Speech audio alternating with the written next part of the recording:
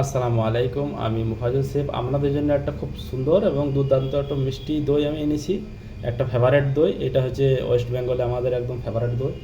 তো মিষ্টি দই বানানোর জন্য ফার্স্টে গ্যাসটা ধরিয়ে নেবো। গ্যাসটা ধরানোর পরে একটা পতিয়ালে চাপিয়ে দেবো। আপনারা ভিডিওটা লাস্ট অব্দি দেখতে থাকবেন এবং আমার চ্যানেলে যারা নতুন এসেছেন চ্যানেলটা সাবস্ক্রাইব করতে একদমই ভুলবেন না। সাবস্ক্রাইব করে দেবেন এবং লাইক করে দেবেন। চলো তাহলে শুরু করি। মিষ্টি দই বানানো কীভাবে বানাইতে হয় প্রসেসটা লাস্ট অব্দি দেখতে থাকবেন আপনারা। পতিলাটা একটু গরম হতে দেবো। পতিলা গরম হয়ে গেছে, তো আমি দুধ দেবো।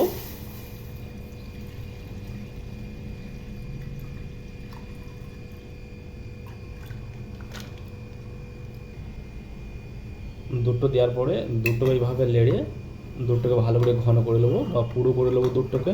এইভাবে দুধটাকে একটুকু যেন না লাগে পতিলার মধ্যে লেগে গেলে পোড়া পোড়া গন্ধ উঠবে। তো এইভাবে লেড়ে লেড়ে ভালো করে ঘন করে নেবো দুধটাকে। মিষ্টি দই বানানোর জন্য দুধটা অনেক ইম্পর্টেন্ট হয়।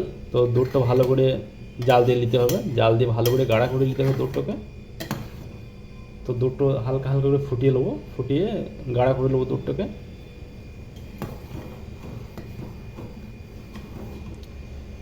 আমাদের ওয়েস্ট বেঙ্গলে ফেমাস মিষ্টি দই, তো আপনারা সকলেই জানেন।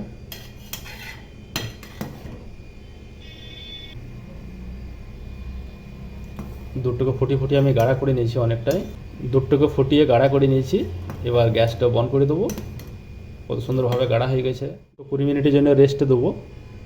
সাইডে করে দিয়েছি দুধটাকে, বাকি যে কাজগুলো সেগুলো করে নেবো আমি। বন্ধুরা, গ্যাসটা ধরিয়ে নিলাম আর এখানে একটা সসপ্যান চাপিয়ে দেবো। যে চিনি নিয়ে নিছি, আপনারা যেভাবে মিষ্টি খান ওইভাবে চিনিটা দেবেন। তো আমি আমার হিসাব করে চিনিটা দিচ্ছি। চিনির একটা সুন্দর করে একটা ক্যারামেল বানিয়ে নেবো। এইভাবে লেড়ে লেড়ে ভালোভাবে চিনিটা গলিয়ে নিতে হবে। এটার মধ্যে কিন্তু পানি একদমই যাবে না, এভাবে গলিয়ে নিতে হবে, গলাইতে হবে।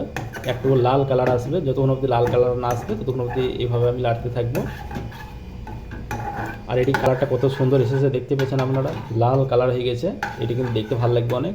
এই যে দুধটা 20 মিনিট রেস্টে রাখা হয়েছিল, এবার দুধটা আস্তে আস্তে আমি ঢেলে দেবো আর সাবধানে ঢালতে হবে।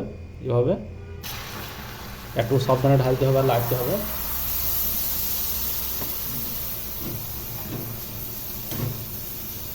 চিনিগুলো গলে গেছে, দেখতে পাচ্ছেন চিনিগুলো একদমই গলে গেছে। তো দুধটাকে ঠান্ডা করতে দেবো 10 থেকে 15 মিনিটের জন্য।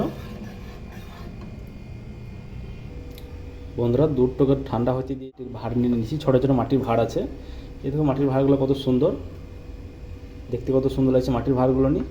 তো এরকম মাটির ভাঁড় আমি 6টা নিয়ে নিয়েছি। তো মাটির ভাঁড়গুলো নিয়ে এভাবে সাজিয়ে নেবো। 6টা মাটির ভাঁড় নিয়ে নিয়েছি। 6টা মাটির ভাঁড় নিয়ে নিয়েছি।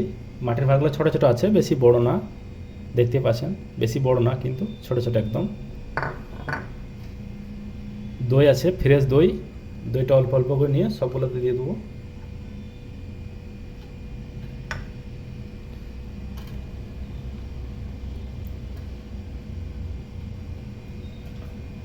দইটা দেওয়ার পরে এভাবে লাগিয়ে নেবো হাতে করে।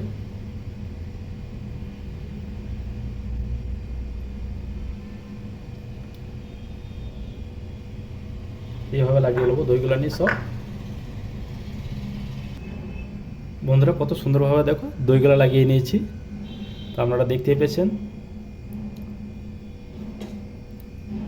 দুধ একদম ঠান্ডা হয়ে গেছে। আঙুল ডুবিয়ে দেখছি তো একদম ঠান্ডা হয়ে গেছে দুধগুলো নিয়ে। তো দুধ এবার অল্প অল্প করে দুধগুলো দিয়ে দেবো এভাবে। বিসমিল্লাহ।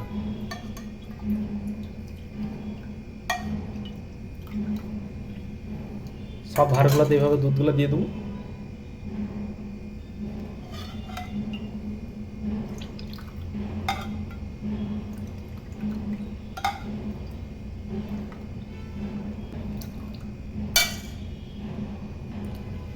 বন্ধুরা, আপনারা দেখতে পেয়েছেন কত সুন্দরভাবে 6টা ভাঁড়ে 400 ml দুধে 6টা ভাঁড়ে কত সুন্দরভাবে হয়ে গেছে।